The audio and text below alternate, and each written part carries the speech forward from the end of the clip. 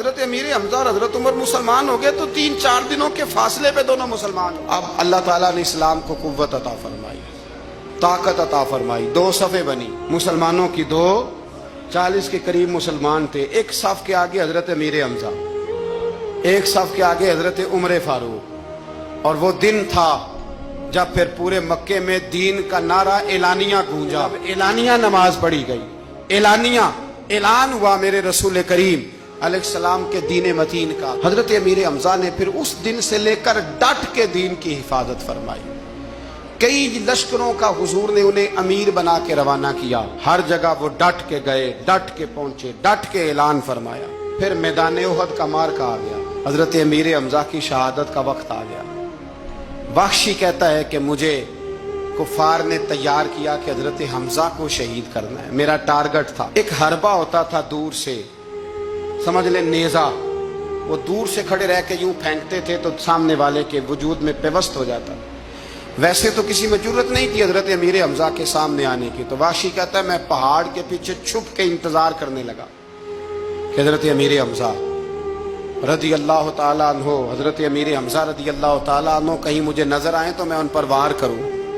کہتے ہیں کہ میں چھپ کے انتظار کر رہا تھا، اچانک حضرت امیر حمزہ بڑی دلیری سے لڑ رہے تھے، گاجر مولی کی طرح کفار کو کاٹ رہے تھے، وہ میرے سامنے آئے تو میں نے پیچھے سے نیزہ مارا۔ اللہ اکبر، کہتے ہیں اللہ رسول کے شیر کے وجود میں نیزہ پیوست ہو گیا، لیکن ایک دفعہ وہ گرنے کے بعد دوبارہ اٹھے، زخم گہرا تھا، توانائی نہ ہو سکی تو پھر گر گئے۔ کہتے ہیں لوگ جمع ہوئے لیکن آپ کی شہادت ہو چکی تھی۔ جب دنیا گئی تو میں نے جا کے دیکھا کہ حضرت امیر حمزہ شہید ہو گئے۔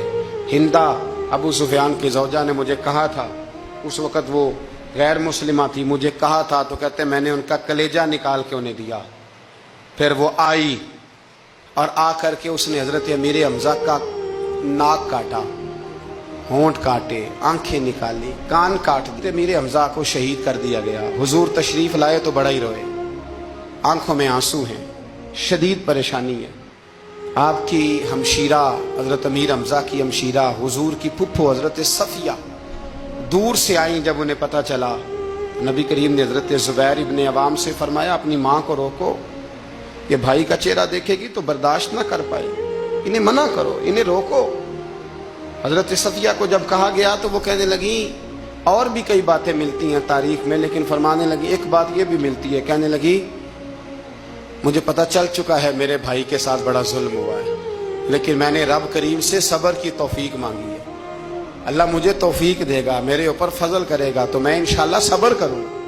یہ لفظ کہے انہوں نے، اور وہ آئیں، پھر 2 چادریں آئیں کفن کے لیے۔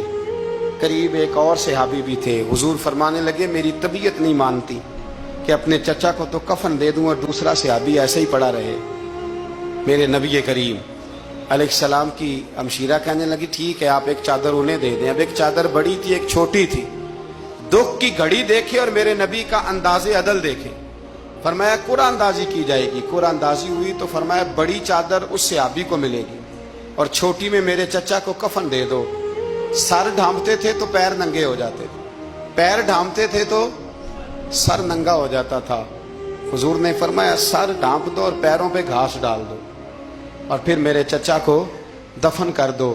نبی کریم صلی اللہ تعالی علیہ وآلہ وسلم نے چچا کا جنازہ پڑھا اور جانے کتنی دفعہ پڑھا، پھر انہیں دفن کیا۔